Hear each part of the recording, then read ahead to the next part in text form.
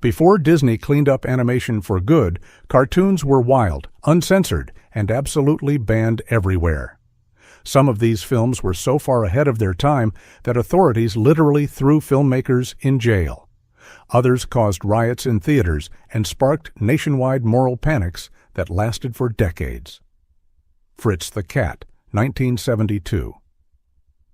Ralph Bakshi's Fritz the Cat didn't just break animation rules, it obliterated them with a sledgehammer dipped in counterculture rebellion. Based on Robert Crumb's underground comic strips, this anthropomorphic cat flick became the first animated feature ever slapped with an X rating, and theaters couldn't show it fast enough to satisfy the curious crowds. Fritz drops out of college, starts riots in Harlem, and engages in activities that would make Disney executives faint on sight. The film cost about $700,000 and pulled in over $90 million worldwide, proving that audiences were starving for animation that didn't talk down to them. But the content was so outrageous that 30 American newspapers refused to run advertisements for it.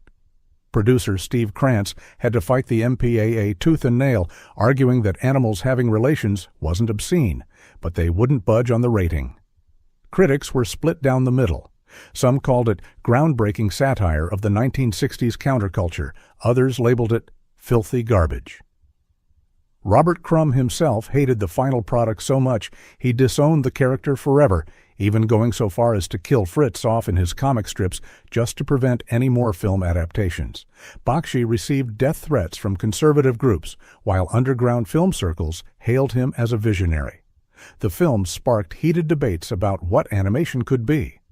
Audiences expecting Disney-style entertainment walked out in droves during early screenings, but college students and counterculture enthusiasts made it a phenomenon.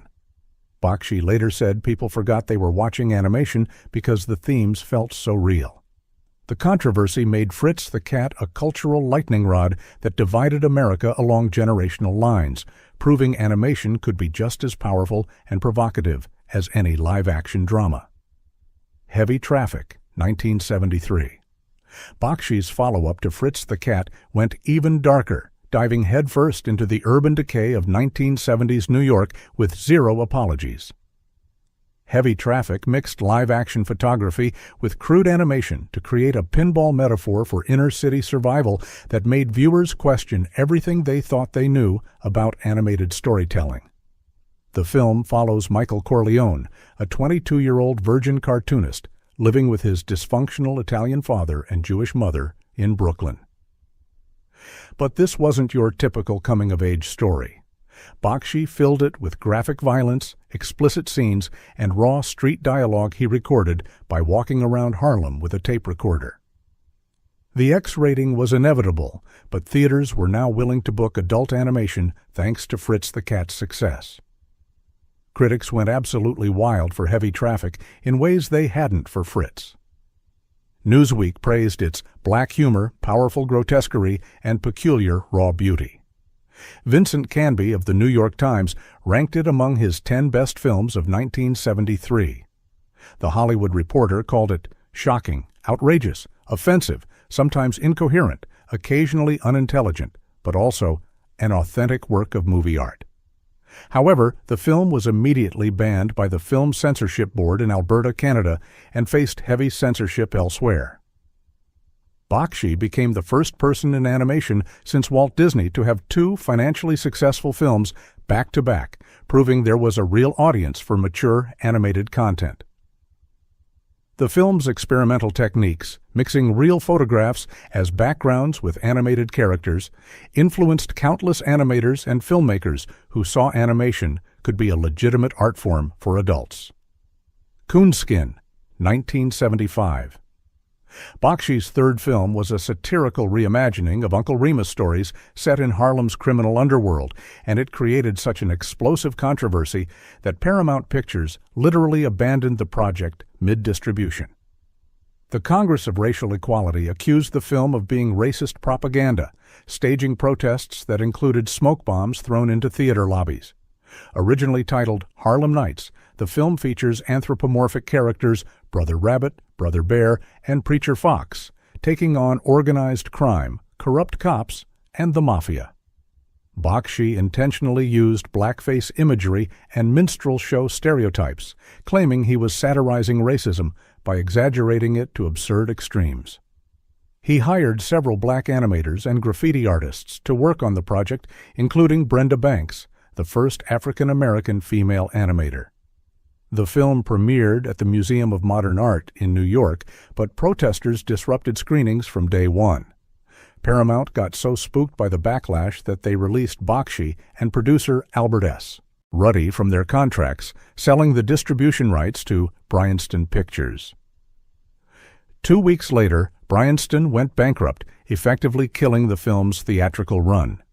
Roger Ebert wrote that the movie was being used as a philosophical ping-pong ball by various groups who completely missed its satirical intent. For over a decade, Coonskin vanished from theaters and television, becoming a legendary banned film.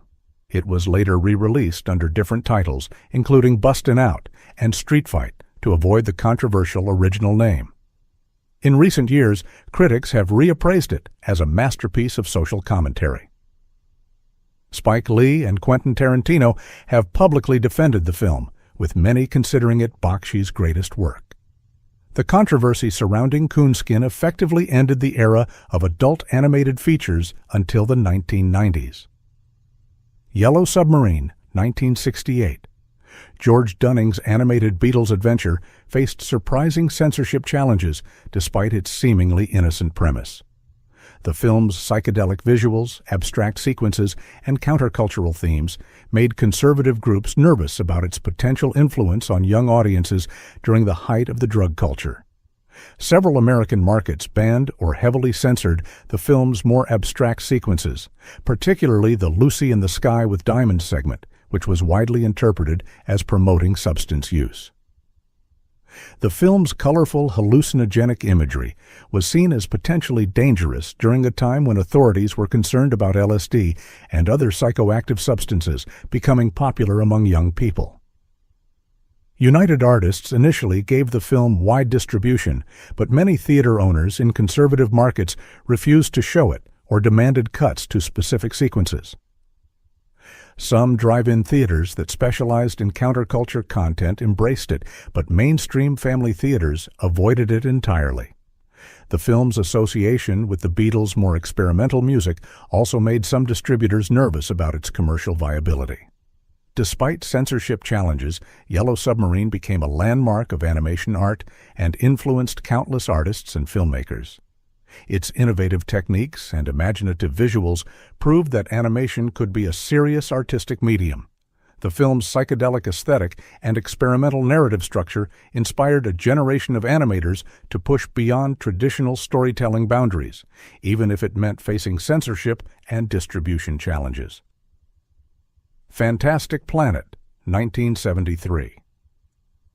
René Laloux's French-Czechoslovak co-production was an alien fever dream that American distributors didn't know how to handle. Based on Stephen Wool's novel, this surreal science fiction tale depicted humans as pets on an alien world, but its psychedelic visuals and abstract storytelling made censors nervous about its potential influence on users of mind-altering substances.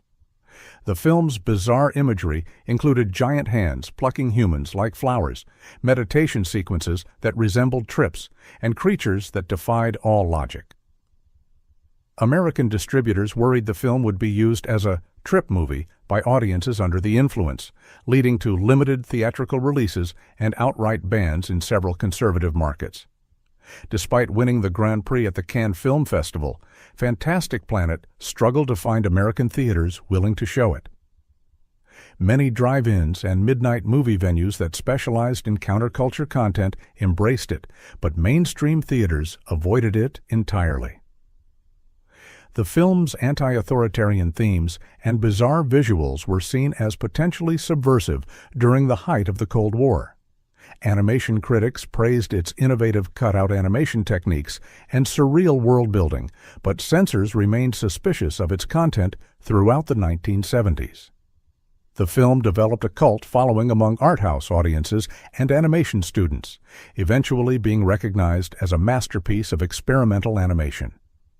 Its influence can be seen in countless animated films that followed, proving that animation could be just as psychologically complex as any live-action art film.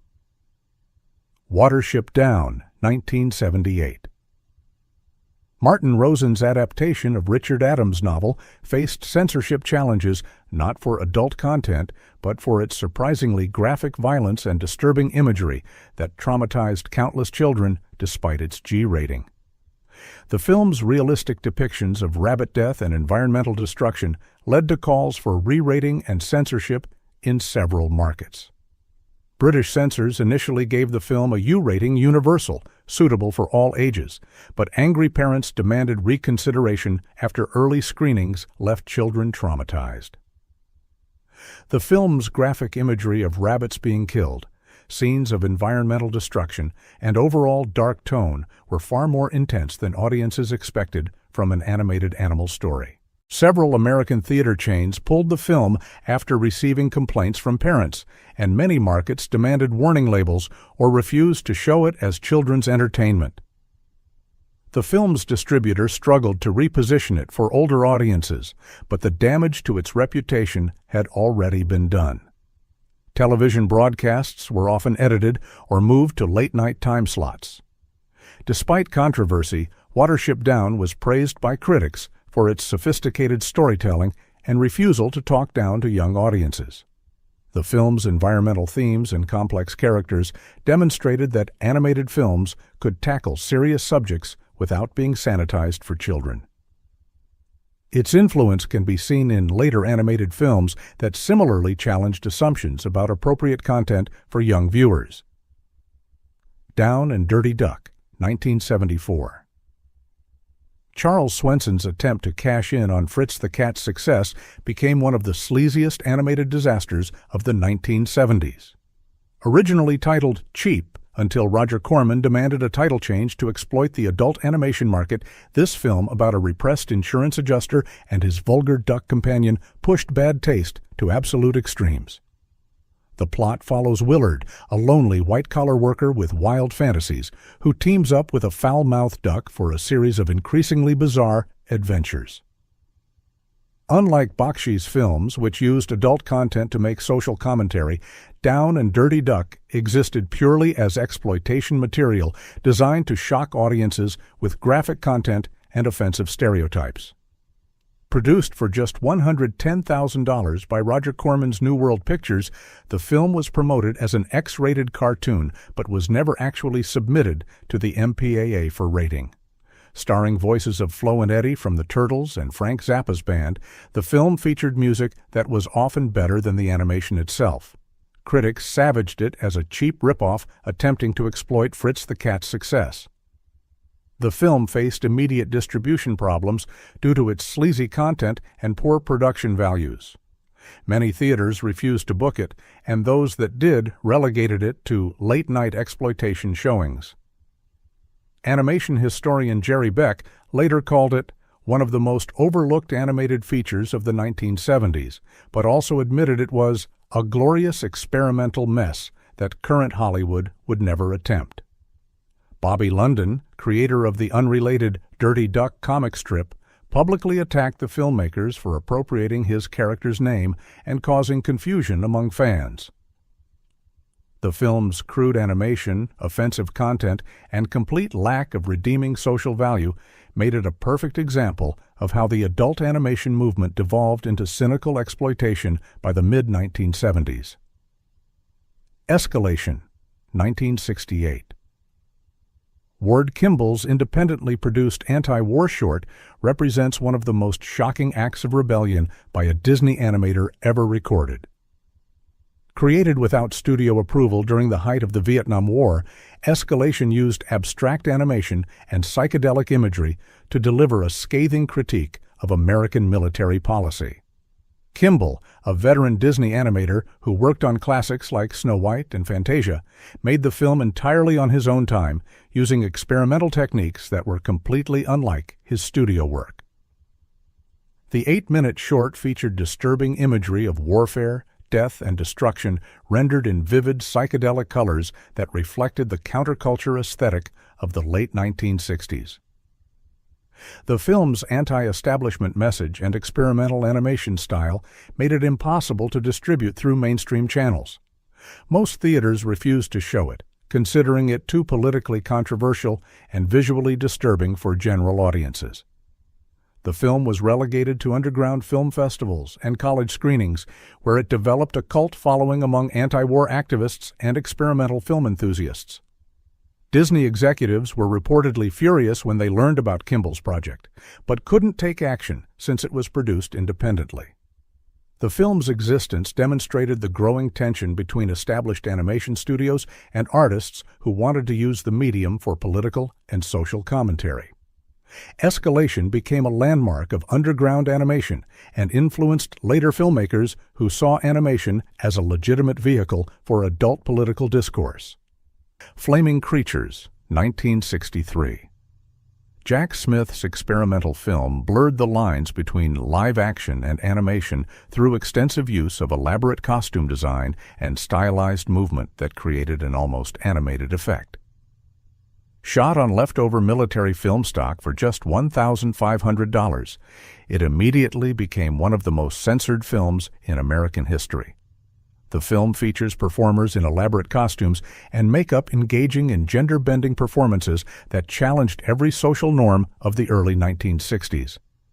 Its grainy experimental visual style and complete lack of traditional narrative structure made it unlike anything audiences had ever seen. The film's abstract approach to human movement and costume design created an otherworldly effect that seemed to exist between live action and animation. The New York Vice Squad raided screenings and arrested viewers, including prominent figures in the independent film community. Courts ruled the film obscene and dangerous, leading to its ban across most of the United States for years. Only art houses and universities dared to show it, and even then under constant threat of legal action. Critics like Susan Sontag defended it as an artistic breakthrough, writing influential essays about its importance to experimental cinema. The film's influence on later animation and experimental filmmaking was enormous, inspiring artists to push beyond traditional boundaries of medium and content. Its complete rejection of narrative structure and embrace of pure visual experience helped establish experimental animation as a legitimate art form. The Point, 1971. Harry Nilsson's animated television special faced censorship challenges for its anti-establishment themes that conservative groups found inappropriate for family viewing. The story of Oblio, a round-headed boy in a pointed-headed society, was interpreted as promoting nonconformity and questioning authority during a politically sensitive time. ABC initially supported the project, but several affiliate stations refused to air it, citing concerns about its countercultural message. The film's narrator, originally Dustin Hoffman, was replaced by Ringo Starr to make it more appealing to mainstream audiences. But controversy persisted.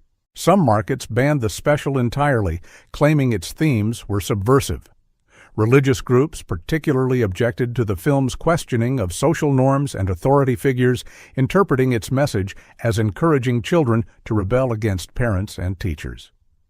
The psychedelic musical sequences and abstract animation style also raised concerns about references to mind-altering substances, despite no explicit content. Despite censorship challenges, The Point became a beloved classic of children's television and influenced numerous later animated specials. Its message of accepting individuality and questioning conformity resonated with audiences across generations.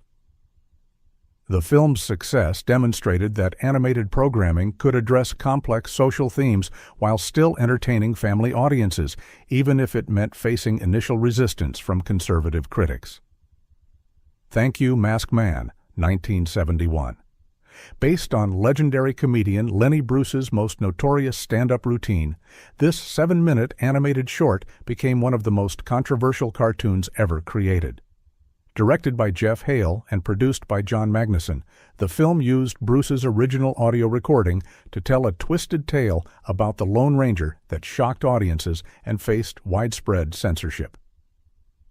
The story begins with townspeople complaining that the Lone Ranger never stays around to be thanked after his heroic deeds.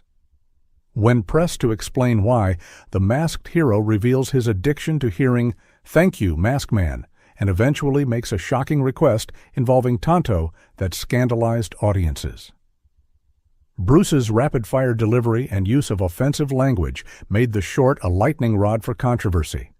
The film was completed in 1968 but faced immediate distribution problems. It was scheduled to premiere before the political thriller Zed at a film festival, but was pulled at the last minute. According to producer Magnuson, the festival director caved to pressure from financiers' wives who hated Bruce. When Magnuson protested, he reportedly shouted, "They crucified Lenny when he was alive, and now that he is dead, they are screwing him again." Despite being directed by Jeff Hale, who later worked on Sesame Street segments, the film was considered too offensive for most venues. Early screenings upset gay audiences who felt it was promoting hate, while conservative groups attacked it for its profanity and explicit content. The film remained largely underground for decades, only surfacing at college campuses and alternative venues where Bruce's comedy was appreciated.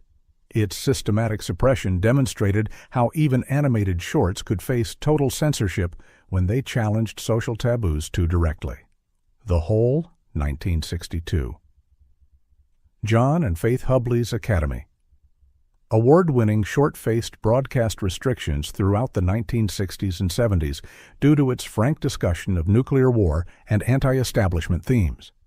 The 15-minute film features two construction workers discussing nuclear policy while digging a hole, but its political content made television programmers nervous. The film's realistic dialogue about nuclear weapons and government policy was considered too sophisticated and politically charged for television broadcast.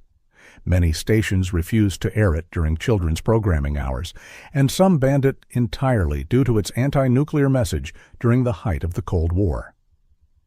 The Hubleys' experimental animation style and adult approach to serious political topics represented a new direction for animated shorts that many distributors didn't know how to handle. The film's frank discussion of nuclear annihilation was considered inappropriate for family viewing, despite its educational value and critical acclaim. Despite winning the Academy Award for Best Animated Short, The Hole rarely appeared on television and was limited to film festival and educational screenings.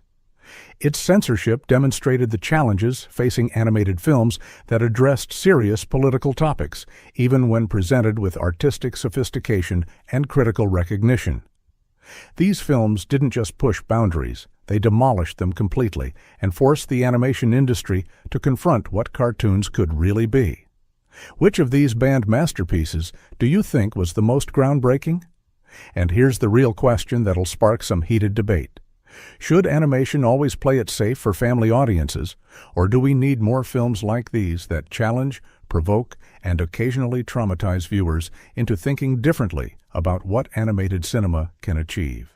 Cartoons weren't always safe Saturday morning fun. In the 60 seconds and 70 seconds, American animation broke loose and censors freaked out. These weren't stories about friendly mice or talking dogs.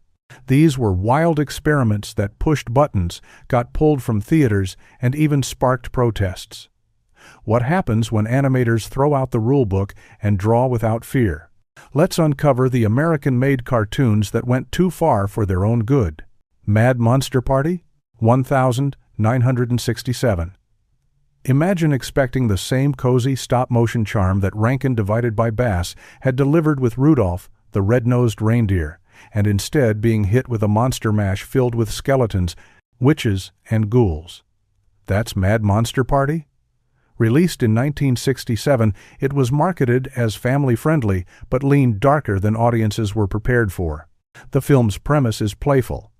Baron Boris von Frankenstein invites a roster of famous monsters, including Dracula, the Mummy, and the Invisible Man, to his island to announce his retirement. What could go wrong? Well, plenty. The humor mixed slapstick with spooky imagery, skeleton armies, and surprisingly intense visuals. Parents who brought children expecting holiday sweetness were horrified. In conservative towns, some screenings were canceled. The reasoning? Local boards argued the imagery was too frightening for children. Others just quietly let it vanish from schedules, refusing to book future runs. It was never outright banned everywhere, but the resistance kept it from being the mainstream hit Rankin, divided by Bass, had hoped.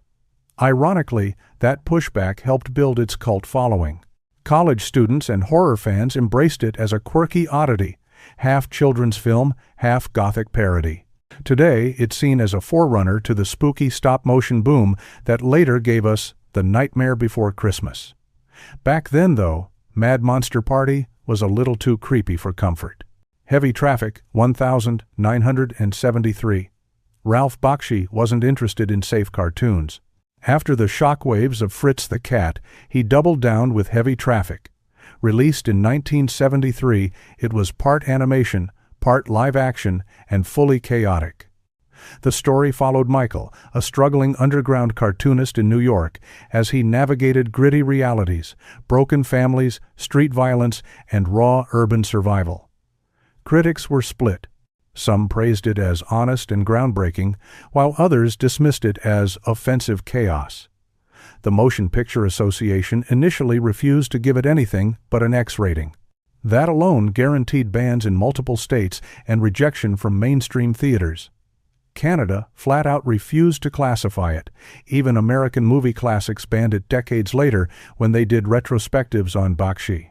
But behind the outrage was a film that captured New York in all its rough glory.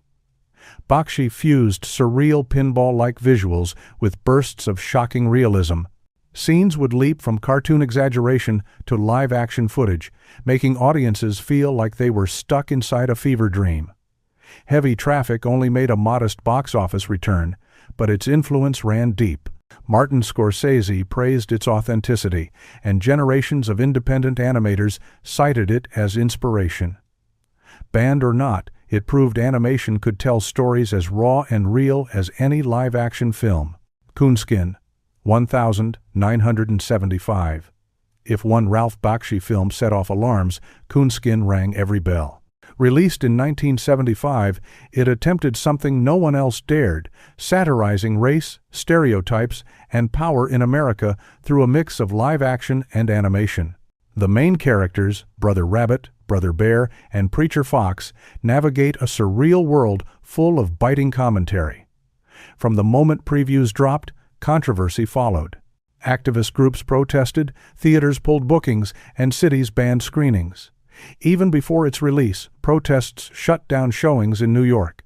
Critics were divided. Some called it brilliant social commentary. Others said it crossed lines that shouldn't be crossed.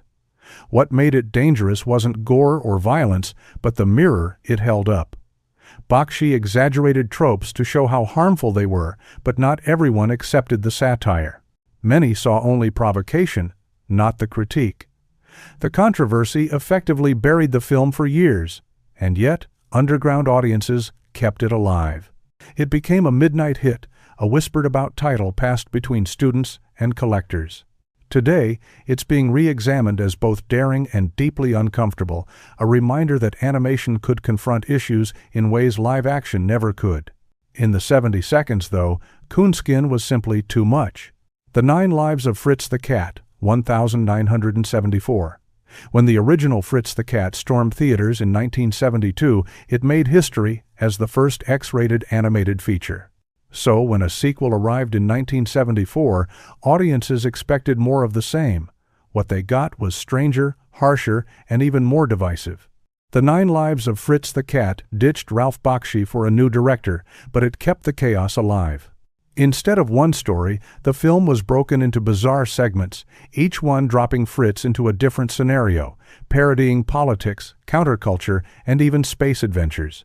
The tone was mocking, fragmented, and relentless. Censors in Europe weren't amused. The UK banned it outright. In the US, theaters trimmed or refused certain sequences. Some critics said it was a mindless follow-up, others admired its bold experimentation. Either way, the controversy guaranteed attention. While it never reached the box office heights of its predecessor, the film became a cult staple on the midnight circuit.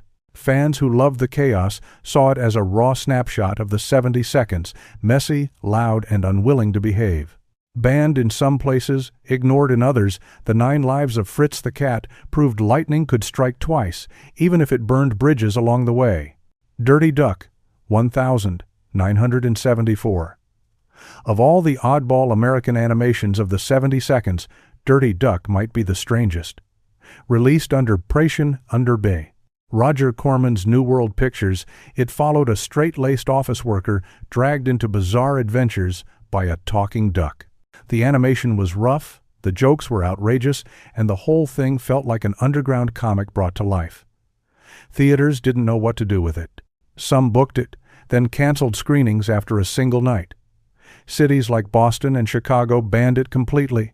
Others quietly shelved it after complaints. Critics were stunned. Variety called it a film that makes Bakshi look like Disney, and they didn't mean it as praise, but there was an audience for it. Midnight screenings on college campuses gave it cult energy, and musicians like Frank Zappa admired its chaotic spirit. For decades it was nearly impossible to find, no VHS, no DVD, just grainy bootlegs. That scarcity only fueled its reputation as one of the most out-of-control American animations ever made. Today, Dirty Duck stands as a curiosity. Was it good? Maybe not. Was it bold? Absolutely. It proved that, even in the U.S., animators were willing to throw convention out the window and accept being banned for it. Wizards 1977.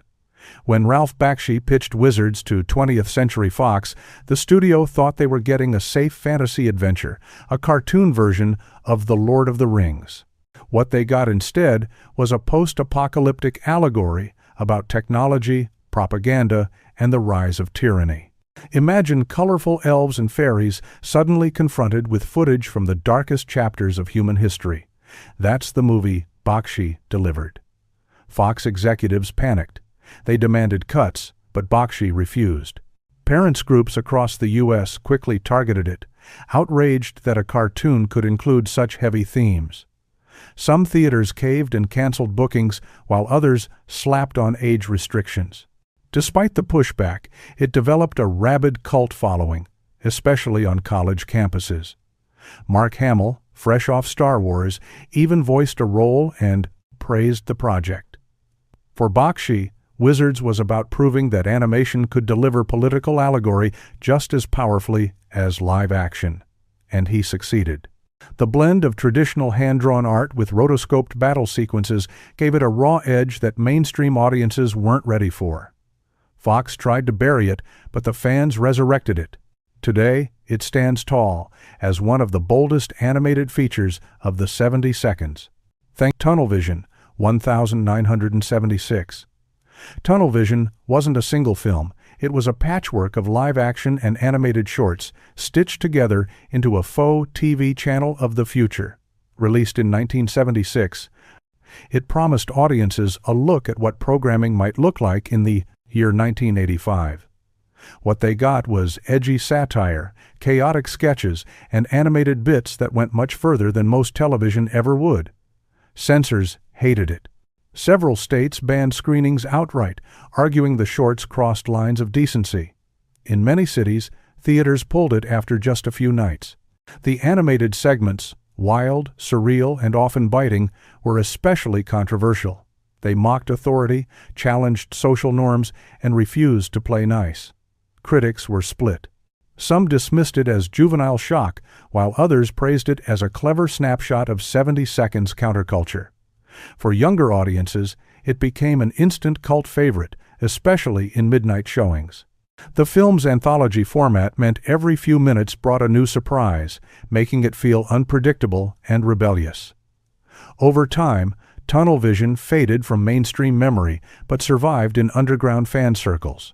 Its legacy lies in showing that even short animated skits, when packed with satire, could be powerful enough to face censorship battles across the U.S. Animalympics, 1978. Before Zootopia or Kung Fu Panda, there was Animalympics, a lighthearted animated parody of the Olympic Games. It was supposed to debut in 1979 as part of NBC's coverage of the Moscow Olympics. But when international tensions escalated and the U.S. boycotted the Games, the film got tangled in controversy. Even before that, early previews raised eyebrows. Some executives at NBC felt parts of it were too suggestive for family viewing, especially given its parody tone. Certain sequences were trimmed or shelved, and the project never got the full release it was designed for. Instead, it slipped into obscurity, eventually surfacing on VHS in the 80 seconds. The animation itself was charming and clever. Anthropomorphic animals competed in figure skating, swimming, and track events, with celebrity-voiced commentary providing humor. Beneath the fun, though, was a satirical edge that poked fun at nationalism and athletic spectacle. That subtle bite, combined with the political climate of the late 70 seconds, made NBC nervous. What could have been a mainstream hit instead became a cult curiosity. Olympics is remembered today as the Olympic parody that was too strange for its own time and partly banned by circumstance. Rude. Not every banned cartoon came from a big studio. In the mid-70 seconds, underground animators began creating short films under titles like Rude, stitching together skits that mixed wild humor, rough drawing styles, and unfiltered commentary on American life. These weren't polished productions made for theaters. They were raw reels, often screened in college basements, community halls, or makeshift midnight festivals. The trouble was, censors didn't care about the DIY label. Police raided underground screenings in cities like Los Angeles and Chicago, confiscating reels that were labeled offensive or indecent. Some campuses banned the films after complaints from parents. What the shorts showed wasn't gore or language, it was a refusal to play by any rules. They mocked politics, questioned authority, and did it with crude but fearless animation. The very lack of polish made them powerful. Animators weren't trying to impress Hollywood, they were trying to provoke thought, laughter, or even discomfort. Collectors treasured these reels, passing them around like secret treasures. By the late 70 seconds, underground film magazines were calling Rude and similar anthologies the beating heart of American counterculture animation. Today, the shorts live on through restorations and YouTube uploads, where their rawness still feels fresh. They were banned not because they were dangerous, but because they dared to be unapologetically free. The War Between Men and Women, 1972. This oddball live-action and animated hybrid wasn't fully banned, but certain cartoon sequences caused serious pushback. Based on the work of James Thurber, The War Between Men and Women told the story of a cartoonist, played by Jack Lemmon, struggling with relationships and gender roles. To capture Thurber's wit, the filmmakers inserted animated interludes that mocked stereotypes and exaggerated everyday battles between men and women. Audiences in 1972 weren't entirely ready. Some television broadcasts cut the animated portions, labeling them too offensive for general viewing. Critics argued that while the live-action story was safe, the cartoons hit nerves by highlighting double standards and frustrations in blunt, satirical ways. In certain conservative areas, screenings were quietly shelved altogether. The animation itself was simple but sharp. Thurber's iconic doodle-style drawings were brought to life, moving with awkward charm while narrators delivered witty commentary. What looked like light comedy at first often ended with a sting of truth, and that sting made people uncomfortable. In hindsight, the controversy seems almost tame. But in 1972, combining live-action Hollywood comedy with animated satire was daring. The banned sequences remind us that even humor can push boundaries when it speaks too directly. Eat the Rich. By the late 70 seconds, underground American animation had taken on a sharper political edge. One of the most infamous titles circulating in independent festivals was Eat the Rich. It was never a polished theatrical release. Instead, it was a compilation of short, scrappy animations screened at counterculture events. As the name suggests, its themes were rebellious. The shorts poked fun at consumer culture, mocked authority, and portrayed everyday frustrations in surreal ways. Censors didn't see satire. they saw provocation. Several screenings were canceled after complaints, and in a few states, reels were confiscated. In some towns, projectionists were warned not to show it under threat of losing their licenses. Despite the pushback, Eat the Rich built a reputation as essential underground viewing. Young animators admired its courage, even if the art itself was rough. It wasn't about polish, it was about giving voice to frustrations mainstream Hollywood ignored.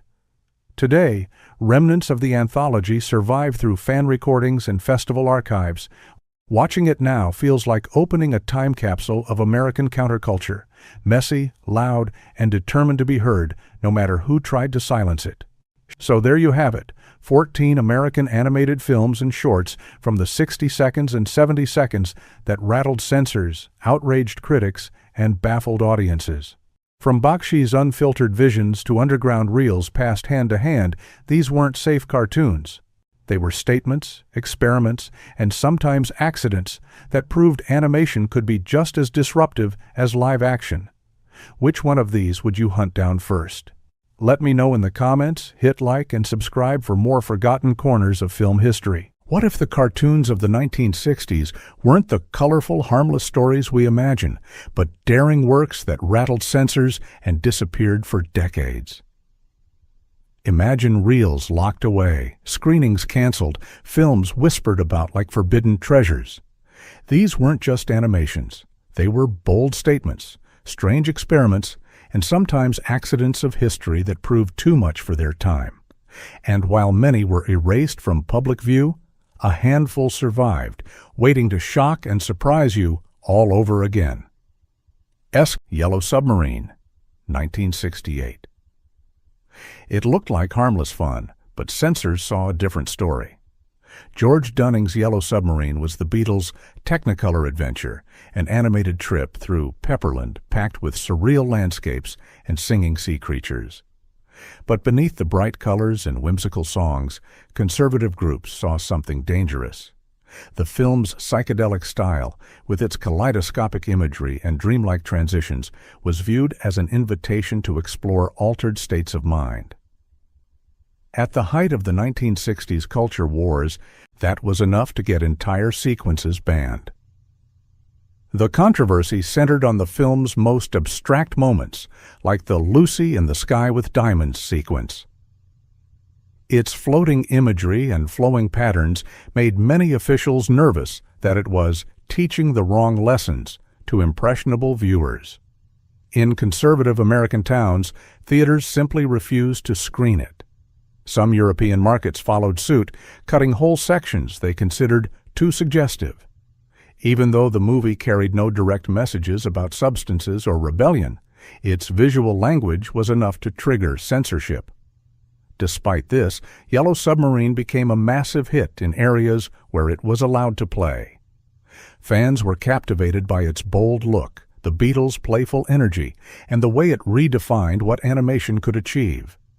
It wasn't just a cartoon, it was a moving canvas, a pop art explosion that left traditional storytelling behind.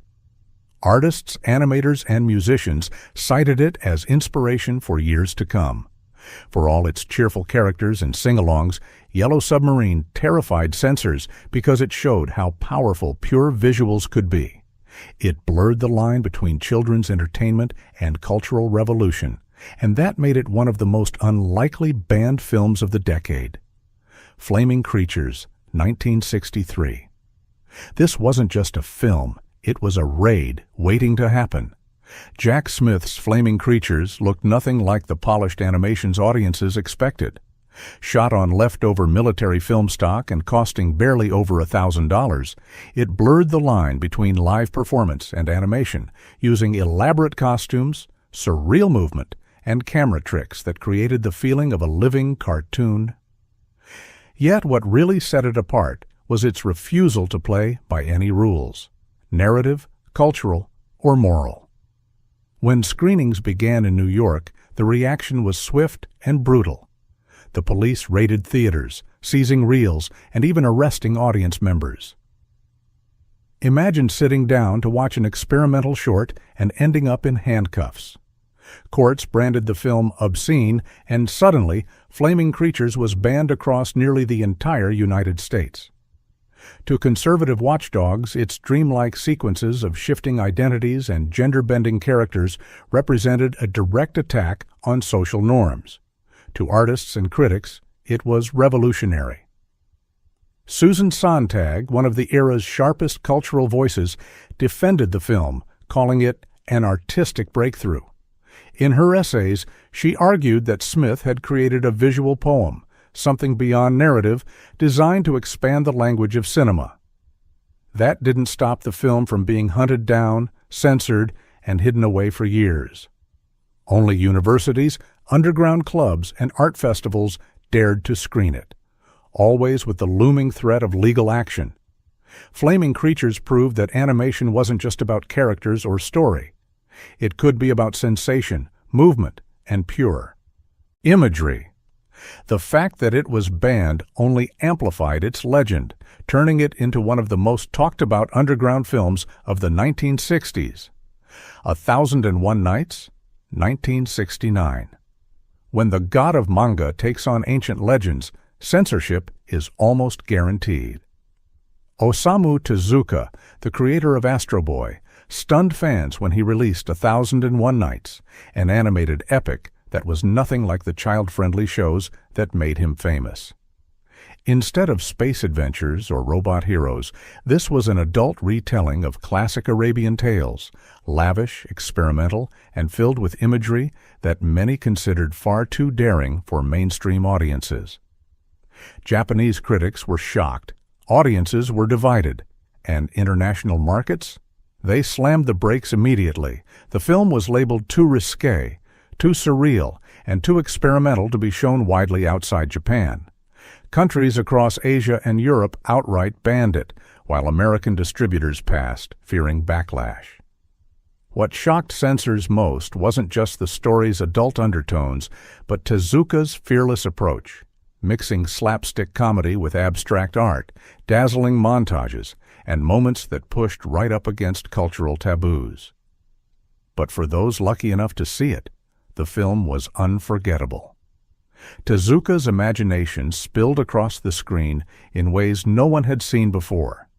Fluid transformations, wildly shifting art styles, and sequences that felt closer to modern music videos than traditional animation. It was proof that animation could rival live-action epics in scope and ambition. 1001 Nights was a turning point for Tezuka, showing the world that animation could handle adult themes without losing artistry. It may have been banned in many markets, but its influence trickled through global animation, inspiring boldness in storytellers who dared to push the boundaries. Astro Boy episodes, 1963 to 66. Not every ban involved an entire movie. Sometimes a single episode was enough to spark outrage. When Astro Boy debuted on Japanese television in 1963, it was a sensation. Created by Osamu Tezuka, the series told the story of a robot boy with human emotions, grappling with morality, justice, and the meaning of life. It quickly became one of the first anime shows exported to the United States and beyond. But not every episode made it across the ocean. Why? Censors balked at how dark some stories were. In Japan, Tezuka didn't shy away from heavy themes. Episodes touched on nuclear fallout, child death, and graphic robot battles that looked far too intense for young viewers. American and European broadcasters stepped in, quietly pulling episodes they deemed too disturbing. In some cases, entire story arcs were cut, replaced with lighter filler episodes. The most infamous example was the Greatest Robot in the World arc, where Astro faced opponents in brutal duels that left audiences shaken. To Japanese fans, these stories were groundbreaking, treating young viewers with respect and refusing to sugarcoat hard truths. But in foreign markets, they were hidden, deemed inappropriate for Saturday morning television. Ironically, the bans only added to the show's mystique. Fans who discovered the missing episodes years later through imports or online clips were stunned at how bold and emotional the original series truly was. Astro Boy wasn't just a fun cartoon about a robot. It was a mirror of post-war fears, technological change, and human fragility. By censoring these episodes, international broadcasters underestimated audiences. Tezuka knew children could handle deeper themes, and he trusted them more than the censors ever did. A Midsummer Day's Dream, 1968. In the Eastern Bloc, animation was more than entertainment, it was politics. Directed by Jiří Trnka, one of the great Czech animators, A Midsummer Day's Dream was a surreal stop-motion allegory that reimagined Shakespeare's forest fantasy with biting undertones. On the surface, it was about fairies and rustic characters. But underneath, it carried a critique of conformity, bureaucracy, and the crushing grip of authority. Soviet censors didn't miss the message. The film's whimsical masks, dreamlike settings, and shifting tone were interpreted as metaphors for the absurdity of life under a controlled regime. Within weeks of its release, screenings were halted and the film was locked away in archives. In many ways, it became a victim of timing, released just as political unrest swept through Prague in 1968. Anything remotely resembling dissent was quickly suppressed. Trnka was no stranger to walking a fine line. His work often balanced childlike imagery with subtle digs at authority. But A Midsummer Day's Dream pushed further, using Shakespeare as a shield while slipping in sly commentaries about freedom and imagination. The puppetry was stunning. Intricate sets, expressive figures, and long, silent passages that invited interpretation. That freedom to read between the lines is exactly what unnerved officials. For years, the film was nearly impossible to find outside underground circles. Only in the later 20th century did it resurface through restored versions, where critics hailed it as one of Trnka's most daring works. A Midsummer Day's Dream proved that even puppets could be dangerous. When fantasy became a mask for rebellion, censors made sure audiences never saw it. The Man Who Planted Trees, 1969. Sometimes a story is banned not for what it shows, but for what it dares to hope for. Before the celebrated 1987 version that won awards worldwide, an early animated attempt at John Giono's The Man Who Planted Trees circulated in the late 1960s. This prototype version, created by a small French team, leaned heavily into pacifist messaging, showing a lone shepherd transforming a barren valley into a forest through decades of quiet labor. It might sound harmless, but during the height of the Cold War, the idea of a film openly advocating peace and environmental stewardship was considered politically risky. Broadcasters in both Western and Eastern Europe shelved it, arguing it carried ideological undertones. Some even suggested it undermined the heroic narratives being pushed in schools at the time, where progress was measured by industry and strength, not patience and nature. The animation was simple but heartfelt, hand-drawn illustrations that shifted slowly, almost meditatively, matching the rhythm of the shepherd's work. Audiences who managed to see early screenings described it as moving, even life-changing. Yet the fact that it celebrated individual quiet resistance against destruction made it too provocative. The reels ended up hidden, and the project was largely forgotten until decades later when Frederick Back revived the story with his now famous adaptation. The prototype of The Man Who Planted Trees was buried not because it shocked audiences, but because it inspired them. In a world built on conflict, even a gentle vision of renewal was enough to be banned. The Adventures of the Good Soldier Schweik, 1965. When satire hits too close to home, it doesn't matter if it's animated. Authorities will shut it down. The Adventures of the Good Soldier Schweik, adapted from Jaroslav Hašek's famous anti-establishment novel, was a bold animated project completed in Czechoslovakia in 1965. Using cutout animation and biting wit, the film followed the bumbling but oddly wise soldier Schweik as he stumbled through absurd situations that mocked the incompetence of military and political leaders. To audiences, it was hilarious. To censors, it was blasphemy against authority. In a region under strict state control, the notion of mocking the military, even through puppets and drawings, was seen as subversive. Screenings were halted almost immediately. The film was banned across Eastern Europe, shelved in archives, and labeled anti-patriotic. What could have been a clever cultural export was instead locked away for decades. The animation itself was inventive. Rather than rely on smooth motion, the filmmakers used deliberately stiff, almost caricature-like cutouts that amplified the absurdity of Schweik's adventures. Each scene felt like a political cartoon brought to life. Clever visual gags, officers growing pompous to absurd proportions, bureaucrats literally drowning in paperwork, hammered home its satirical bite. Years later, underground copies began circulating in film clubs and universities. Audiences outside the Iron Curtain were fascinated, praising its bold humor and inventive style. Scholars now view it as one of the most daring pieces of political animation from the Cold War era, even though it was nearly erased from history at the time. The Adventures of the Good Soldier. Schweik showed that laughter can be as dangerous as protest. By ridiculing power, it earned itself a place among the most banned animations of the 1960s. And there you have it, the 60s cartoons they tried to erase. From psychedelic experiments to sharp political satire, these films proved animation could provoke just as much as live action.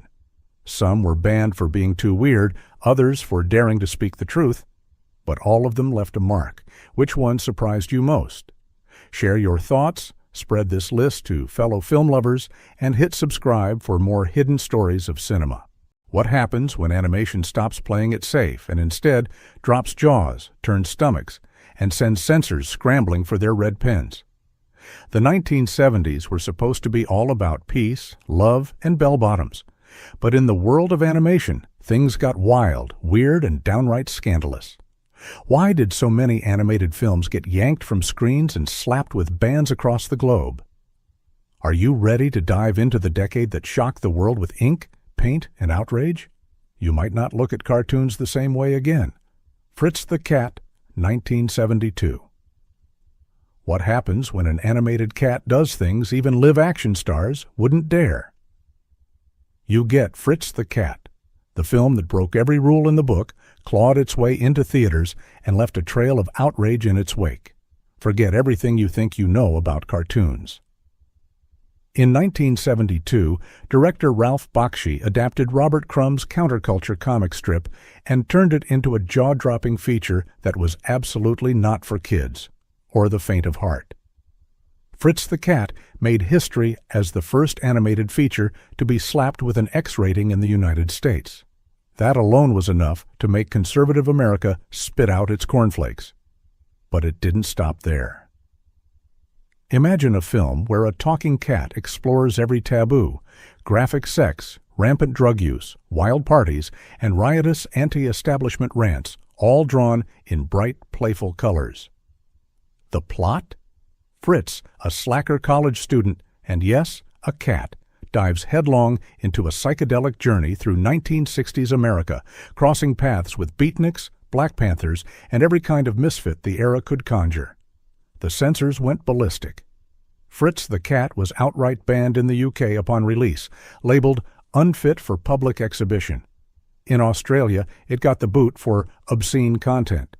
Even in the U.S., many theaters refused to show it, and local authorities threatened to prosecute any brave venue that tried. Religious groups held protests, politicians sputtered. Moral guardians issued stern warnings about the corruption of youth. And all the while, the film raked in box office cash from shocked and curious adults who couldn't believe what they were seeing. What made Fritz the Cat truly controversial wasn't just the nudity or the acid-laced satire. It was that it used the language and imagery of children's cartoons to lampoon everything sacred: race, authority, sexuality, and the American dream itself. Ralph Bakshi didn't just cross the line, he bulldozed it, then danced on the ruins. To this day, Fritz the Cat stands as a legend in banned cinema, the poster child for what happens when animation refuses to behave. And let's face it, you'll never see a cartoon the same way after watching a cat light up in more ways than one. Belladonna of Sadness, 1973. Picture this, a film so visually stunning, so utterly hypnotic, and so brazenly erotic that it rattled censors from Tokyo to Paris. Belladonna of Sadness is not your average animated movie. It's a fever dream of watercolor nightmares and psychedelic beauty, steeped in myth, magic, and taboo.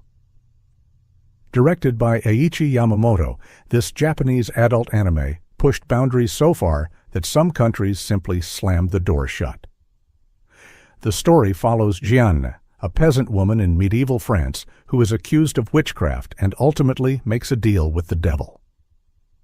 What unfolds is a surreal odyssey of sensuality and suffering, with imagery so explicit and themes so dark that it made even seasoned animation fans squirm.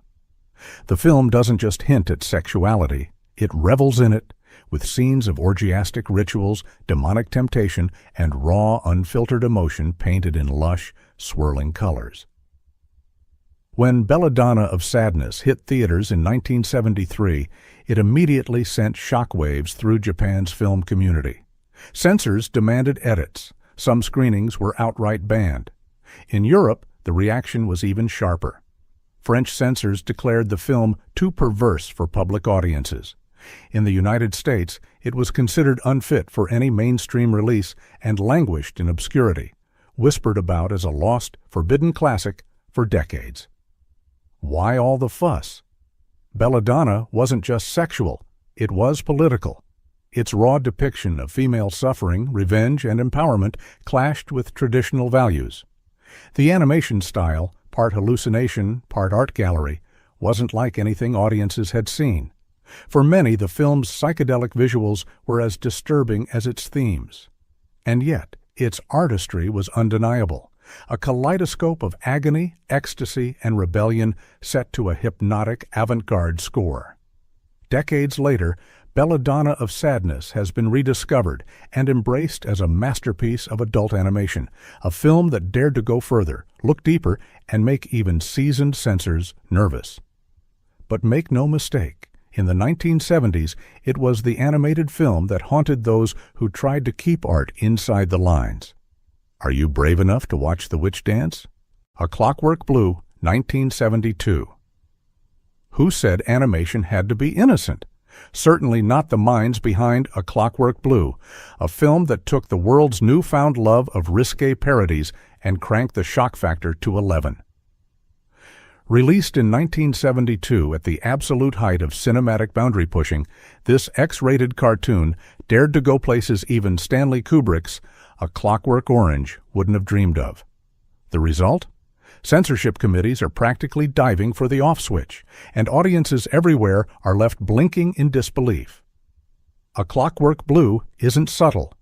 This was pure, unfiltered raunch, delivered in vivid animated form.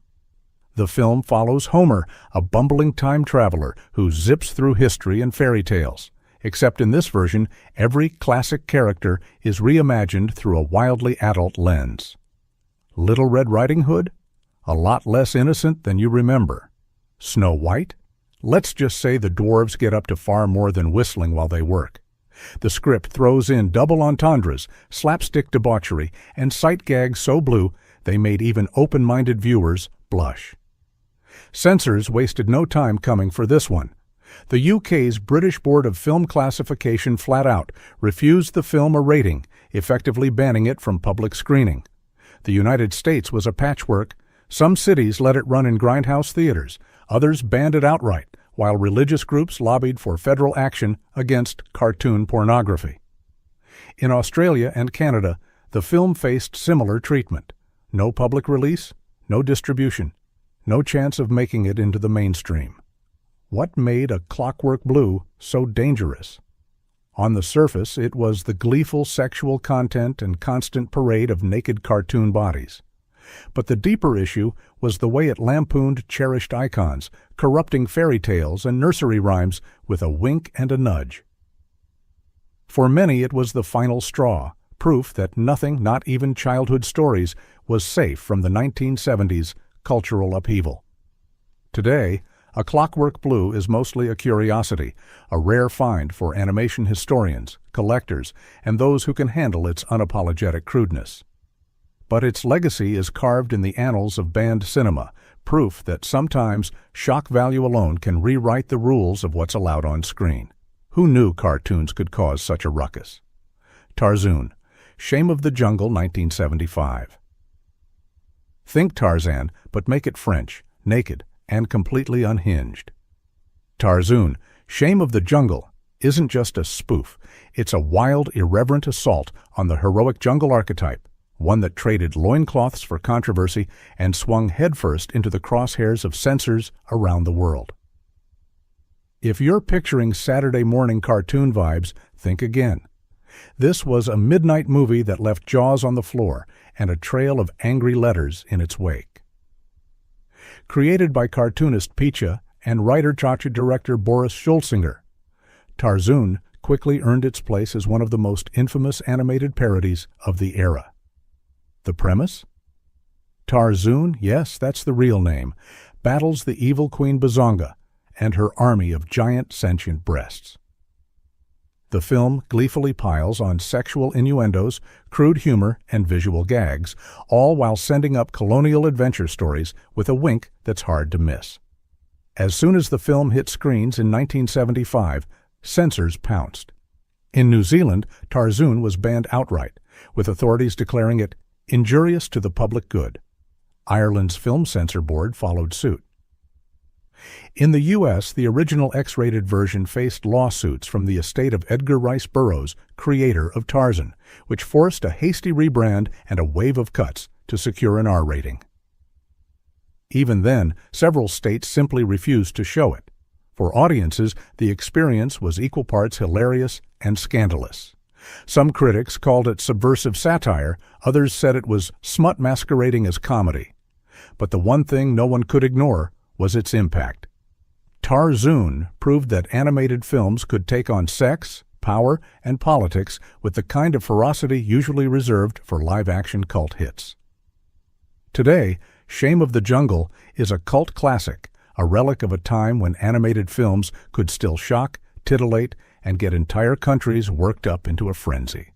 Sure, the humor is juvenile, the animation intentionally rough, and the storyline bonkers. But if you want to see where the battle lines over adult cartoons were truly drawn, look no further than this wild banned jungle romp. Heavy Traffic, 1973. Ralph Bakshi strikes again.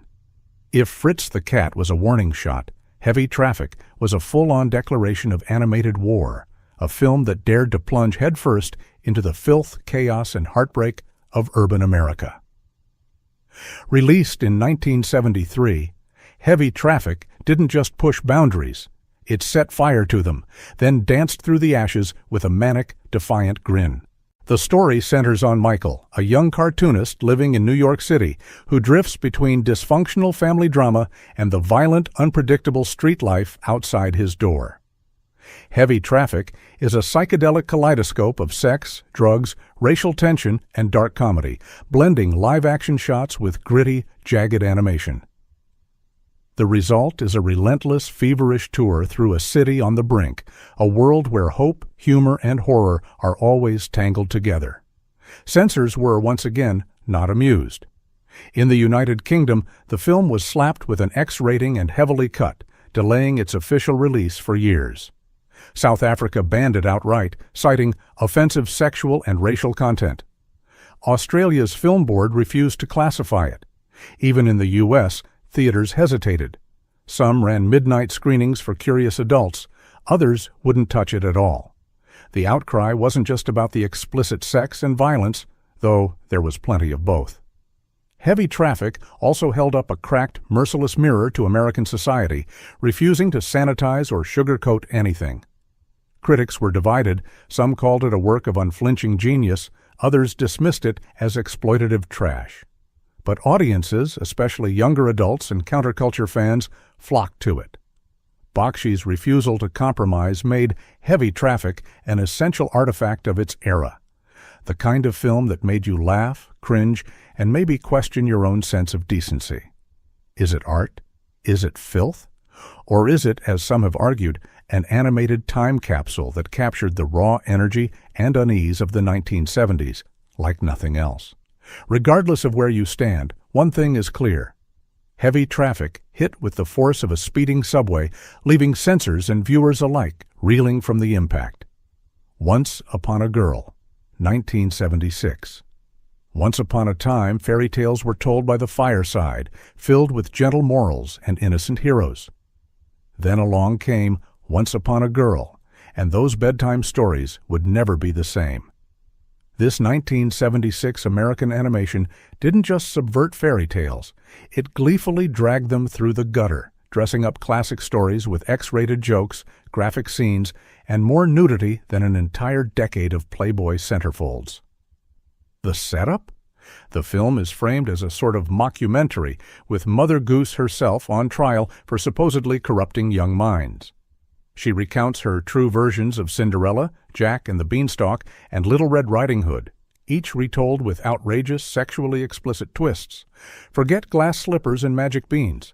In this universe, every fairy tale character has a dirty secret, and the animation pulls no punches in showing just how far the storybook world can fall.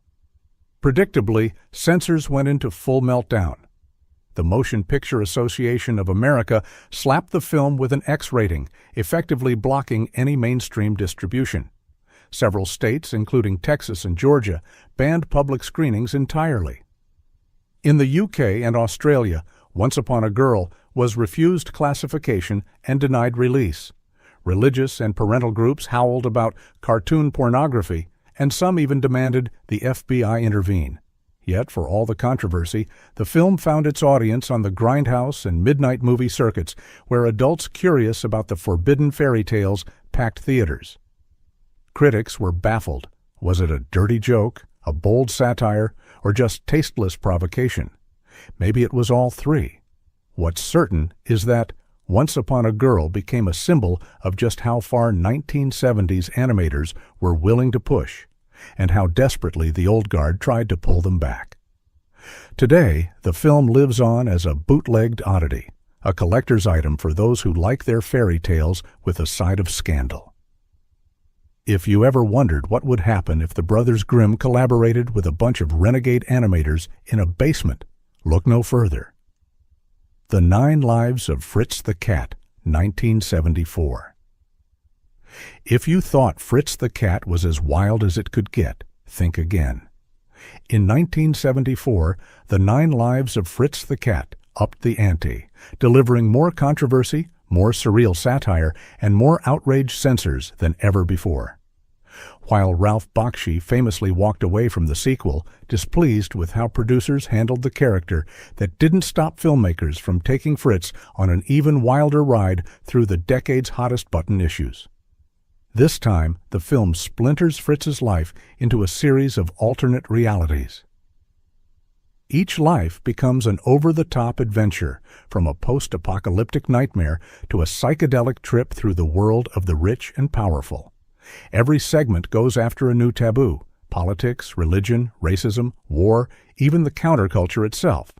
Nothing is off limits and everything gets skewered. Predictably, the backlash was immediate. The BBFC refused its classification in the UK, banning it from release. Australia's censors kept it locked out, while several U.S. states simply wouldn't show it in public. Even among fans of the original, 9 Lives divided opinion. Some saw it as a bold continuation, others as an unnecessary escalation. Critics accused it of being even more crass, chaotic, and offensive than the first, while fans argued it was an essential snapshot of the era's paranoia and absurdity. So why the sustained outrage? 9 Lives didn't just rehash the first film's formula. It expanded on it, weaving in satire about Watergate, the Vietnam War, and the unraveling American dream. The animation is raw, the humor biting, and the targets wide open. If you wanted a neat, polite follow-up, you were in the wrong theater. Today, The 9 Lives of Fritz the Cat is a cult footnote, a film that dared to double down on controversy even as censors tried to slam the door shut. It's loud, rude, and defiantly weird, but you have to admit there's something fascinating about a cartoon cat who refused to be tamed. Coonskin, 1975. Some films are made to entertain, others are made to provoke. And then there's Coonskin, a movie that crashed through every cultural boundary, left censors reeling, and forced America to look in the mirror, whether it wanted to or not. Released in 1975, Ralph Bakshi's notorious blend of animation and live action was intended as a satirical assault on racism, stereotypes, and American hypocrisy. But what hit audiences was more like a Molotov cocktail. The story is a twisted take on Song of the South, but instead of wholesome animal tales, we get an urban allegory set in Harlem. Brother Rabbit, Brother Bear, and Preacher Fox navigate a world of crooked cops, gangsters, and every ugly stereotype you can imagine. The visuals? A barrage of surreal, graffiti-like animation and live-action sequences blurs the line between reality and nightmare. Bakshi's approach was to exaggerate racist imagery as a form of biting satire, but many viewers didn't see past the surface. Coonskin sparked immediate outrage. The NAACP and Congress of Racial Equality called for boycotts, condemning the film as racist and offensive. Paramount Pictures, spooked by protests, pulled it from theaters after just 1 week. In some U.S. cities, Boston, Chicago, Detroit, the film was flat-out banned. Internationally, Coonskin struggled to secure distribution, with several countries refusing to screen it due to concerns over racial content and violence. But the backlash didn't end there. Many critics and filmmakers, including a young Quentin Tarantino, would later hail Coonskin as a misunderstood masterpiece. An incendiary work that used shocking imagery to satirize and ultimately dismantle the very stereotypes it depicted. Bakshi himself insisted that his targets were racism and hypocrisy, not the communities depicted. What remains undeniable is the film's raw power. Coonskin is as unsettling and divisive today as it was in 1975. Whether you see it as a brutal satire, an offensive misfire, or both, it's a milestone in animation history, a film that asked the questions nobody else dared to and paid the price. One thing's for sure, nobody left the theater unmoved. Sometimes art is meant to burn. Fantastic Planet, 1973. Welcome to a world where the oppressors are blue-skinned giants and humans are little more than pets. Fantastic Planet, the surreal French-Czech animated feature from 1973, is the kind of film that gets under your skin, then, apparently, under the skin of government censors as well. With its dreamlike animation, heady sci-fi allegory, and unmistakable political edge, it was never going to fly under the radar. Set on the planet Igum, where the drags rule and the human-like Oms are subject to capture, experimentation, and extermination. Fantastic Planet weaves a story that's as visually hypnotic as it is disturbingly relevant. Using paper cutout animation, director René Laloux crafts a world that feels both beautiful and suffocating, otherworldly in style, but uncomfortably familiar in message. The film explores themes of oppression, resistance, and revolution with an intensity rarely seen in animated features. Unsurprisingly, this did not sit well with authorities in certain parts of the world. In the Eastern Bloc, where state censorship was the norm, Fantastic Planet was either heavily restricted or outright banned due to its thinly veiled allegory of totalitarianism and dissent. Authorities in Czechoslovakia, where much of the film was produced, had deep reservations about its subversive themes, and the film was kept on a short leash for years. Even in the West, some found its psychedelic visuals and philosophical undertones unsettling enough to avoid mainstream distribution. Despite the censorship, Fantastic Planet gained a cult following on the International Film Festival circuit, winning the Grand Prix at Cannes and leaving critics divided over whether it was an anti-authoritarian masterwork or just a fever dream for college stoners.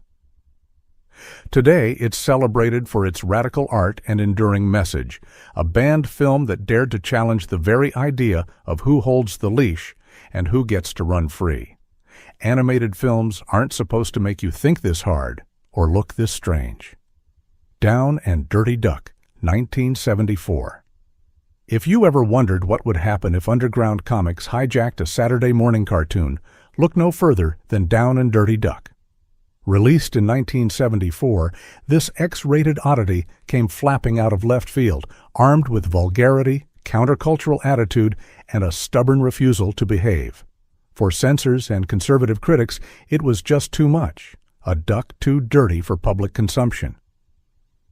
Directed by Charles Swenson and produced by Roger Corman, the film follows Willard, a bored insurance worker, and his talking, wisecracking duck on a surreal, sex-fueled odyssey through American pop culture. The animation is intentionally rough and jagged, full of wild visual gags, psychedelic tangents, and more risque humor than most audiences knew what to do with. Along the way, Willard encounters hippies, bikers, sex workers, and every absurdity the 70s could throw at him. Dirty Duck was not just out to offend. It was on a mission to satirize every taboo in sight. Predictably, the film ran into a brick wall. The MPAA gave it an X rating, limiting distribution to adult theaters. Many U.S. cities, including Boston and Chicago, simply refused to license it for screening. Canada, the UK, and Australia blocked it altogether, calling it obscene and degrading to public morals. Even in places where it did play, protests and angry editorials followed. Critics dismissed it as animated smut, while underground comic fans hailed it as a gutsy satire of mainstream American life. But here's the kicker. Beneath the crude jokes and surreal madness, Down and Dirty Duck actually delivers a pointed critique of hypocrisy, repression, and the weirdness of everyday existence. It's not a film for everyone, most definitely not for children, but it stands as proof that even the silliest cartoon can make a point if it's brave and brash enough to try. Today, Dirty Duck is a cult legend, a bizarre feather in the cap of 1970s animation. If you ever catch a rare screening, prepare to laugh, cringe, and maybe, just maybe, see the duck as a strangely honest voice from a decade that refused to stay clean. So there you have it, a rogues gallery of animated films that didn't just cross the line, but trampled it, set it on fire, and dared you to look away.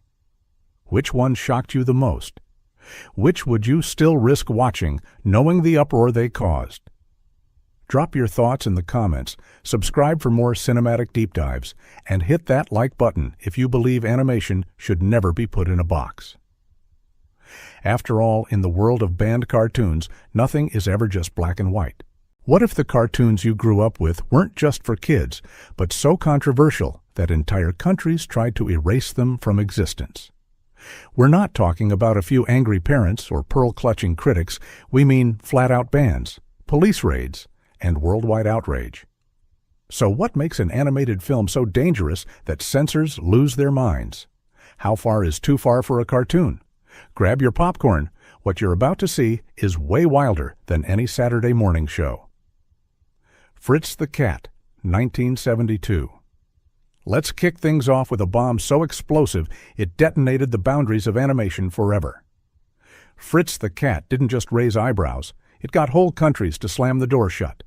Imagine a cartoon cat who's not chasing mice, but chasing thrills.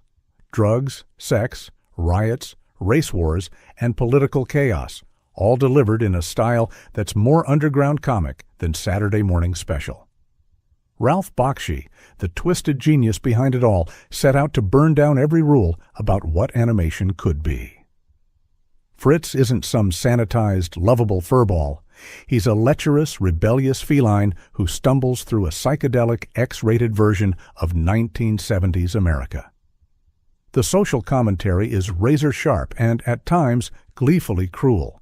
Police are pigs, literally, while every taboo topic gets its day in the sun. Bakshi adapted Robert Crumb's counterculture comic, and the result was pure anarchy. Fritz the Cat became the first animated film to earn an X rating in the United States. The press went ballistic, church groups called for boycotts, and the film was outright banned in places like the United Kingdom and Germany. But what really makes Fritz radioactive is its fearless dive into everything society's scared to face. Sex scenes, unapologetically graphic, racial tension, unfiltered and shocking. If there was a sacred cow in American culture, Fritz made it into a hamburger. In Germany, censors declared it obscene. In Norway, it was locked away for years. Even in the U.S., theaters were raided and prints confiscated. Yet, here's the kicker. Fritz the Cat raked in millions and changed animation forever. Suddenly, grown-ups were allowed to admit they liked cartoons, just not in front of their mothers. Whether you see it as pure trash or underground art, Fritz the Cat set the gold standard for banned animation, and nobody's ever looked at funny animals the same way again. Song of the South, 1946. Disney, the name that conjures up castles, fairy tales, and squeaky-clean nostalgia. But beneath the sparkling facade lies a film so controversial, Disney wishes it never existed. Song of the South is the movie Disney keeps locked in its vault, a musical mix of live action and animation that's been banned, buried, and endlessly debated for nearly 80 years. On the surface, Song of the South might seem harmless, even charming, with Uncle Remus spinning tales of Breer Rabbit, outwitting Breer Fox and Breer Bear. The animation is lush, the music is infectious, Zip-a-dee-doo-dah won an Oscar, and kids might remember the catchy characters from old storybooks. But dig just an inch beneath, and the movie turns radioactive. Its depiction of plantation life is a whitewashed fantasy that erases the brutal realities of slavery and racism in the American South. By the 1970s, the backlash was fierce. Civil rights groups slammed the movie for romanticizing a deeply painful era and for its parade of outdated, harmful stereotypes. Disney quietly shelved it in the U.S., refusing to release it on home video, ever.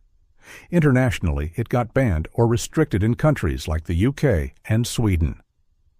Over the decades, Disney's done everything but drop it into a volcano. It's the only Disney classic you can't stream, buy, or rent unless you're hunting down bootlegs in the back alleys of the internet. The irony? Song of the South still shapes Disney's legacy. The characters and songs live on in theme parks and merch, but the film itself is an official ghost. It's the perfect example of how a cartoon can spark debates about history, race, and the power of nostalgia gone toxic. Sometimes the most dangerous movies are the ones hiding behind a smile and a song. The 9 Lives of Fritz the Cat, 1974. If you thought the first Fritz the Cat was wild, the sequel is pure, unfiltered chaos, the kind that gets locked in the attic and never spoken of again. The 9 Lives of Fritz the Cat took everything controversial about the original and cranked it up to 11, turning what could have been a cash-in into an acid trip through the darkest corners of the human psyche. This time, Fritz has a wife, a kid, and a mountain of regrets, but don't expect a reformed hero. Instead, we get a surreal anthology of 9 stories, each one weirder and more explicit than the last. Nazis, the Ku Klux Klan, a New York City race riot, a trip to outer space, and even a storyline where Fritz becomes Adolf Hitler. No, you didn't mishear. In one segment, Fritz imagines himself as the Führer. Try pitching that in a boardroom. Censors were not amused. In Australia, Norway, and New Zealand, the film was yanked from theaters, declared obscene, and sometimes outright banned. Even in countries that allowed it, theaters faced threats, protests, and in some cases, police action. The film's relentless parade of graphic sex, violence, and racial caricature makes the first Fritz look like Garfield and Friends. So why did anyone bother making it? Partly to cash in on the shock value, partly to push boundaries, and partly, let's be honest, because the 1970s were a lawless time for animation. But while the original Fritz is remembered as a trailblazer, the sequel is a cautionary tale. Go too far, and not even the counterculture will defend you. For collectors, 9 lives is a forbidden fruit. For everyone else, it's a lesson in what happens when shock for shock's sake blows up in your face. Sometimes banned means best left buried. The Adventures of Prince Ahmed, 1926.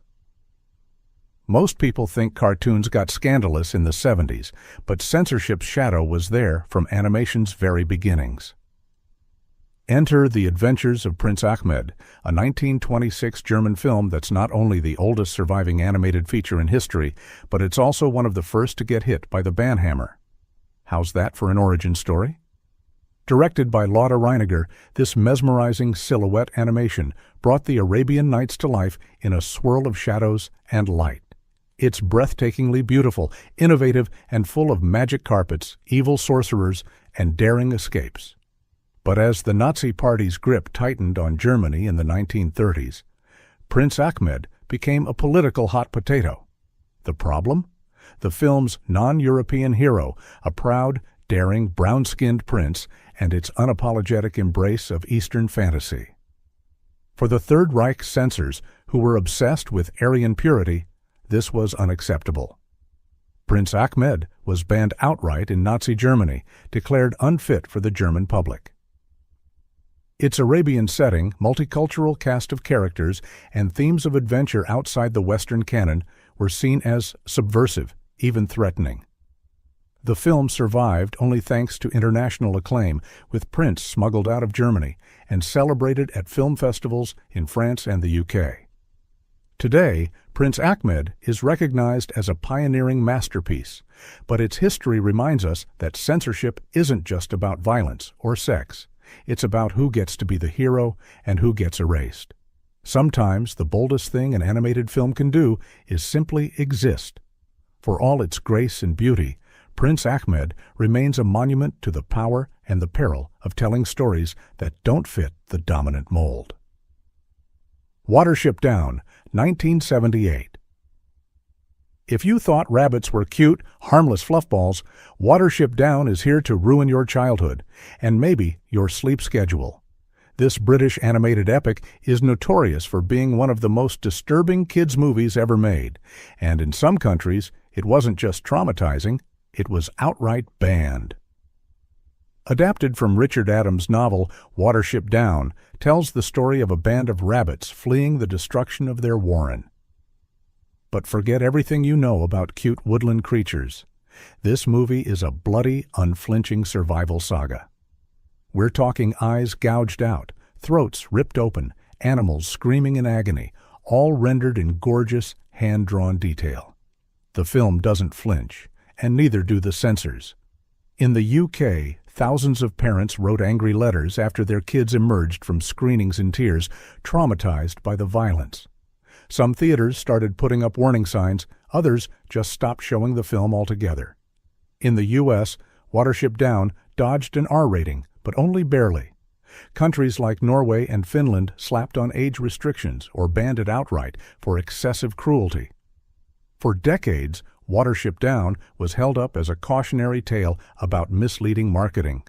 Just because it's animated doesn't mean it's safe for kids. But here's the twist. Watership Down is also a classic, beloved for its artistry, courage, and refusal to sugarcoat life's hardest truths. It's not just a horror show, it's a survival epic that treats its audience, young or old, with respect. In the end, the controversy only made its legend grow. Sometimes the films we're not supposed to see are the ones that stick with us forever. Akira, 1988. Take everything you know about animated movies, talking animals, light musical numbers, maybe the odd villain falling off a cliff, and throw it in the shredder. Akira isn't just a movie, it's a bomb dropped in the middle of pop culture. Katsuhiro Otomo's cyberpunk masterpiece didn't just predict a dystopian future, it made censors in multiple countries scramble to hit the panic button.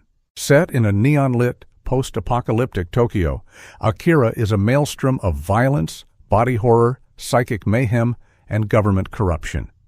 Motorcycles roar through the ruined streets. Bodies twist and explode in scenes that are as grotesque as they are unforgettable. The film's vision is so uncompromising that on first release, many censors simply couldn't believe it was animated. This was adult content in every sense of the word. Malaysia outright banned Akira for its disturbing violence and nihilistic themes. Other Asian countries heavily censored it, slashing away at the gory set pieces and graphic transformations. Even in the West, parents expecting just another Japanese cartoon were horrified when they realized what they'd brought home. In the U.S., the VHS was one of the first anime tapes to be plastered with stern warnings. Those who ignored them were in for a wake-up call. But here's where Akira stands apart: its sheer influence.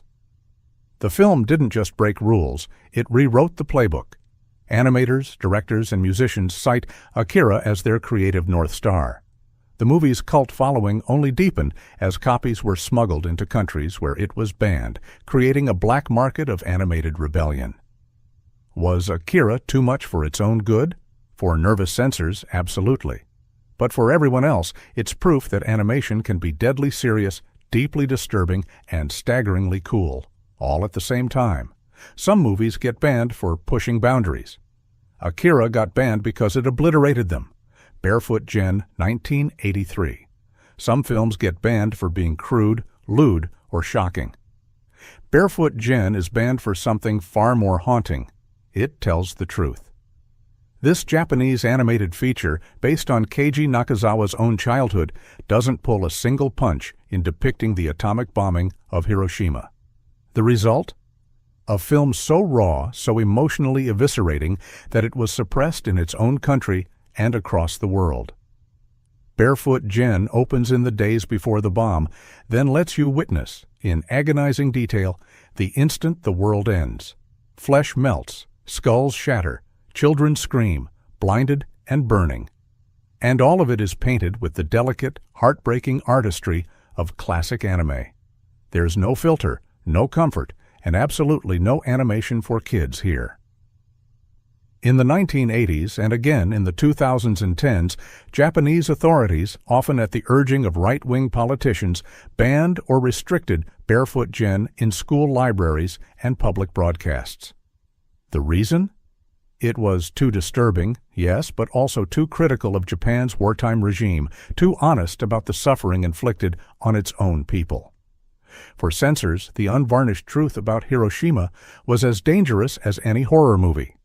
Internationally, Barefoot Gen was also pulled or age-restricted in countries nervous about its anti-nuclear message and graphic depictions of suffering. For decades, teachers and parents debated whether to shield kids from its horrors or confront them with history. Here's the paradox. By trying to hide Barefoot Gen, censors only gave it more power. The film became a cult classic, a forbidden rite of passage, and a touchstone for anti-war activism around the world. Some movies are banned for crossing the line. Barefoot Gen is banned for daring to draw it, in blood and memory, for all to see. Feliday, 1994. Think cartoons are for children? Germany's Feliday exists to shatter that illusion into 1 million blood-soaked pieces.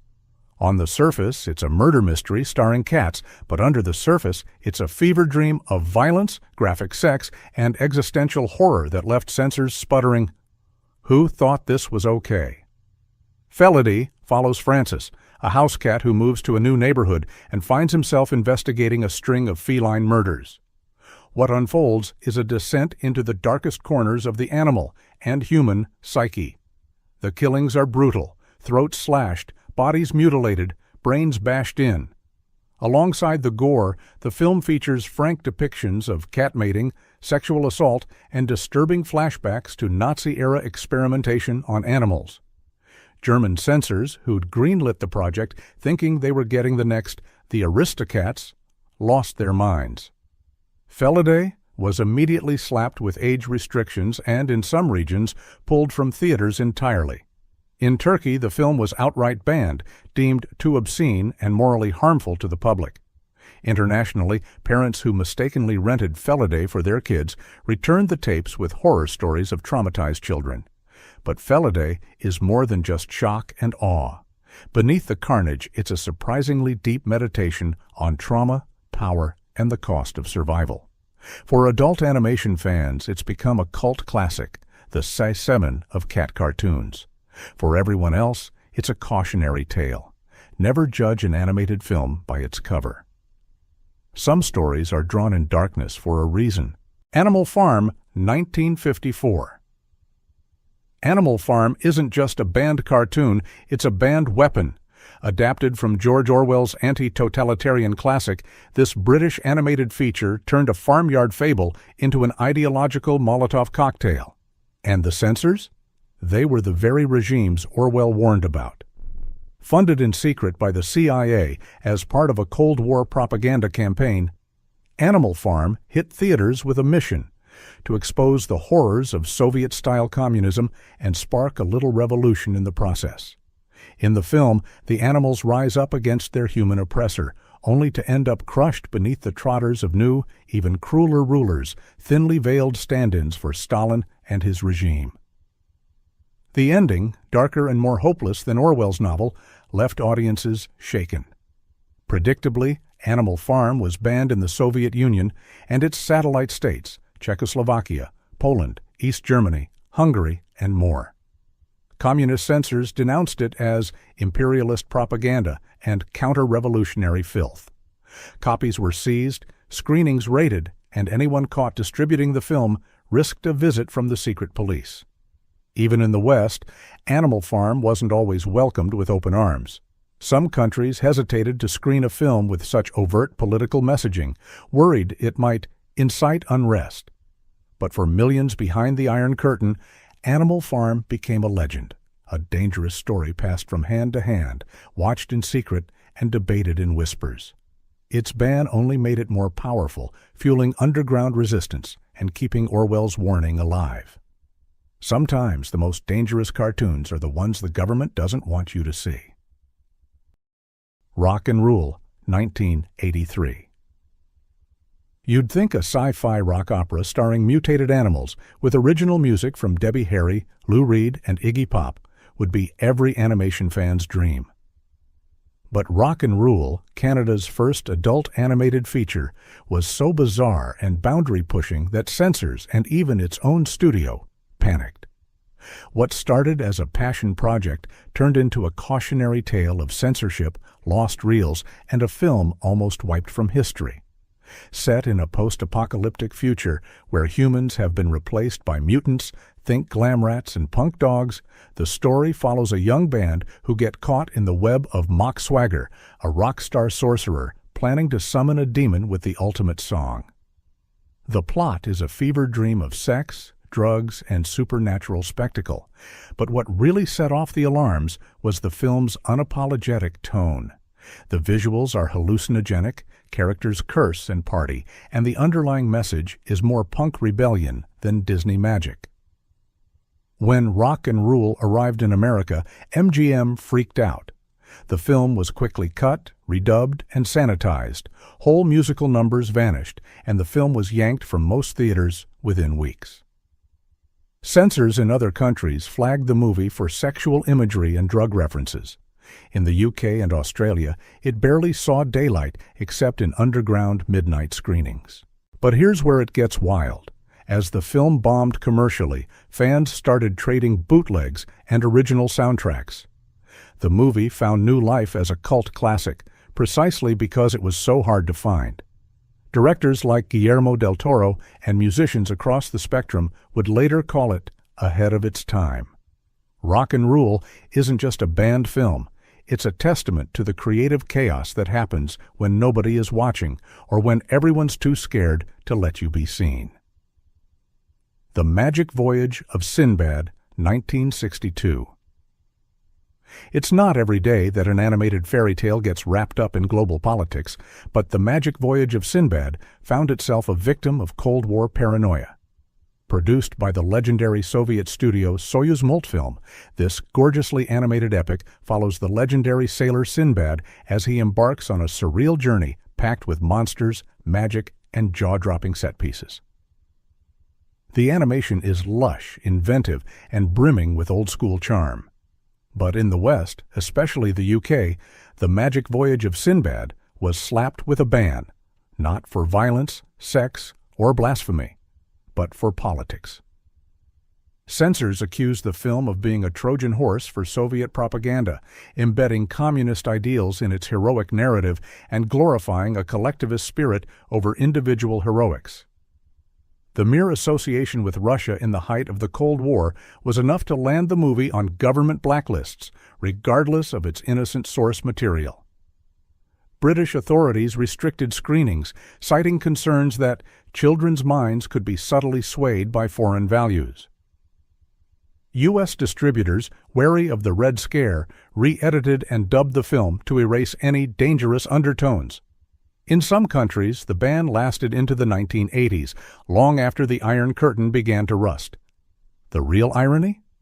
For Soviet audiences, the magic voyage of Sinbad was just a beloved fairy tale, a break from grim realism, a flight of fantasy for kids and families.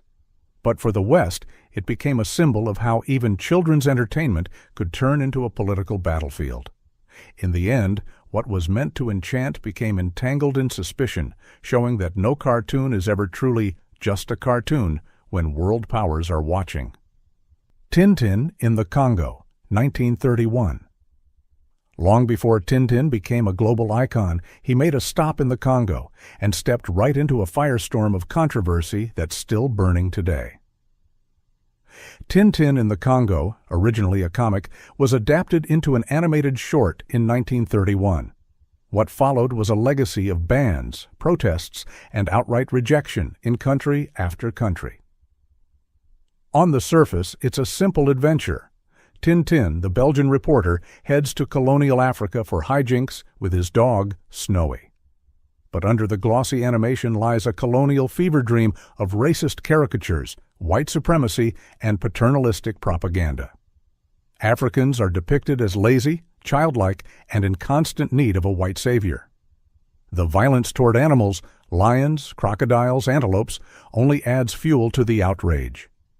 Over the decades, Tintin in the Congo has been banned or restricted in Belgium, Sweden, the UK, and parts of Africa for its blatant racism and colonial apologism. Libraries pull it from shelves, courts debate whether it incites racial hatred, and activists demand its removal from the public eye. Even attempts to re-release the animated version with disclaimers have backfired, sparking fresh rounds of protests. But the real story is how Tintin in the Congo keeps coming back. Each ban reignites the debate over what's history and what's hate speech. For some, it's a relic to be studied and learned from. For others, it's poison that shouldn't be seen. Either way, it proves that animation isn't just about escapism.